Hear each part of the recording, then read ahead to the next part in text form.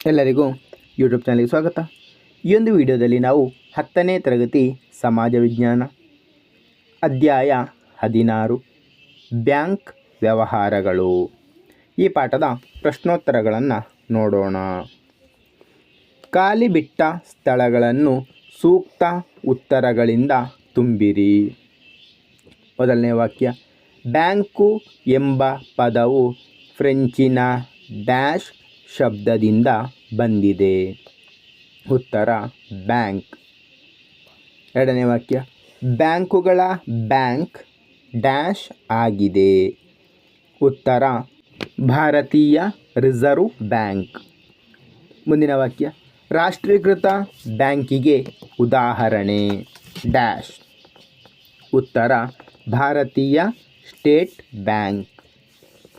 ಮುಂದಿನ ವಾಕ್ಯ, ರಾಷ್ಟ್ರೀಯ ಉಳಿತಾಯ ಪತ್ರಗಳನ್ನು ಡ್ಯಾಶ್ ಇಲಾಖೆಯು ನೀಡುತ್ತದೆ. ಉತ್ತರ ಅಂಚೆ ಇಲಾಖೆ. ಮುಂದಿನ ವಾಕ್ಯ, ಬ್ಯಾಂಕಿನಲ್ಲಿ ದಿನಕ್ಕೆ ಎಷ್ಟು ಬಾರಿಯಾದರೂ ವ್ಯವಹರಿಸಬಹುದಾದ ಖಾತೆ ಡ್ಯಾಶ್. ಉತ್ತರ ಚಾಲ್ತಿ ಖಾತೆ. ಮುಂದಿನ ವಾಕ್ಯ, ಠೇವಣಿಯನ್ನು ನಿಗದಿತ ಅವಧಿಗೆ ಡ್ಯಾಶ್ ಖಾತೆಯಲ್ಲಿ ಇಡಬಹುದಾಗಿದೆ. ಉತ್ತರ ನಿಶ್ಚಿತ ಠೇವಣಿ.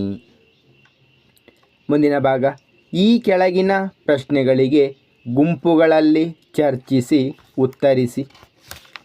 ಮೊದಲನೆಯ ಪ್ರಶ್ನೆ, ಬ್ಯಾಂಕು ಎಂದರೇನು? ಉತ್ತರ ಹಣವನ್ನು ಠೇವಣಿಯಾಗಿ ಇಟ್ಟುಕೊಳ್ಳುವ ಮತ್ತು ಸಾಲವಾಗಿ ನೀಡುವ ವ್ಯವಸ್ಥೆಗೆ ಬ್ಯಾಂಕ್ ಎನ್ನುವರು. ಮುಂದಿನ ಪ್ರಶ್ನೆ, ಬ್ಯಾಂಕಿನ ವ್ಯವಹಾರಕ್ಕೆ ಸಂಬಂಧಿಸಿದಂತೆ ಗಮನಿಸಬಹುದಾದ ಗುಣಲಕ್ಷಣಗಳ ಪಟ್ಟಿ ಮಾಡಿ.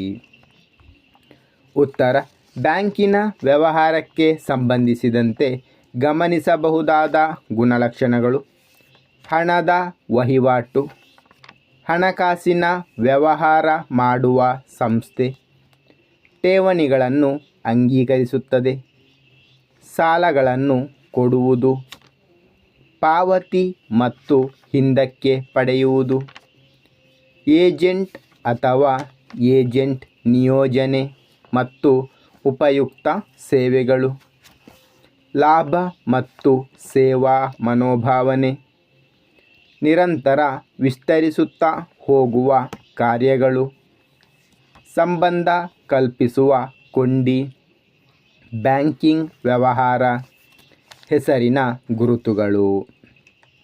ಮುಂದಿನ ಪ್ರಶ್ನೆ, ಬ್ಯಾಂಕ್ ನಿರ್ವಹಿಸುವ ಕಾರ್ಯಗಳಾವುವು?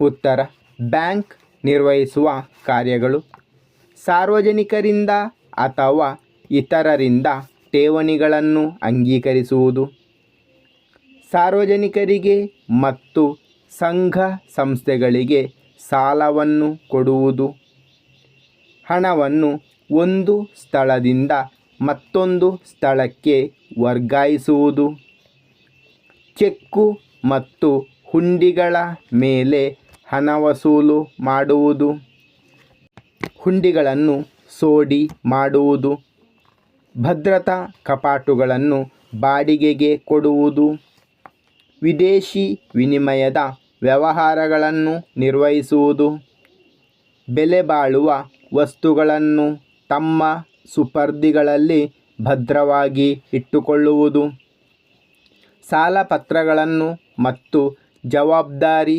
ಪತ್ರಗಳನ್ನು ಕೊಡುವುದು, ಸರ್ಕಾರದ ಹಣಕಾಸಿನ ವ್ಯವಹಾರಗಳನ್ನು ನಿರ್ವಹಿಸುವುದು. ಮುಂದಿನ ಪ್ರಶ್ನೆ, ಬ್ಯಾಂಕ್ ಮತ್ತು ಗ್ರಾಹಕರ ಸಂಬಂಧವನ್ನು ತಿಳಿಸಿ. ಉತ್ತರ ಬ್ಯಾಂಕ್ ಮತ್ತು ಗ್ರಾಹಕರ ಸಂಬಂಧ: ಮೊದಲನೆಯದಾಗಿ ಸಾಮಾನ್ಯ ಸಂಬಂಧ, ಪ್ರಾಥಮಿಕ ಸಂಬಂಧ, ಸಹಾಯಕ ಅಥವಾ ಉಪಕಾರ ಸಂಬಂಧ, ಮುಖ್ಯಸ್ಥನ ಸಂಬಂಧ. ಎರಡನೆಯದು ವಿಶೇಷ ಸಂಬಂಧ, ಚೆಕ್ಕುಗಳನ್ನು ಮನ್ನಣೆ ಮಾಡುವುದು, ಗ್ರಾಹಕನ ಲೆಕ್ಕಗಳ ಗೋಪ್ಯತೆ ಕಾಪಾಡುವುದು. ಮುಂದಿನ ಪ್ರಶ್ನೆ, ಬ್ಯಾಂಕ್ ಖಾತೆಗಳಲ್ಲಿ ಉಳಿತಾಯ ಖಾತೆ ತೆರೆಯುವವರ ಸಂಖ್ಯೆ ಹೇರಳವಾಗಿರುತ್ತದೆ. ಕಾರಣ ಕೊಡಿ. ಉತ್ತರ: ಬ್ಯಾಂಕ್ ಖಾತೆಗಳಲ್ಲಿ ಉಳಿತಾಯ ಖಾತೆ ತೆರೆಯುವವರ ಸಂಖ್ಯೆ ಹೇರಳವಾಗಿರುತ್ತದೆ.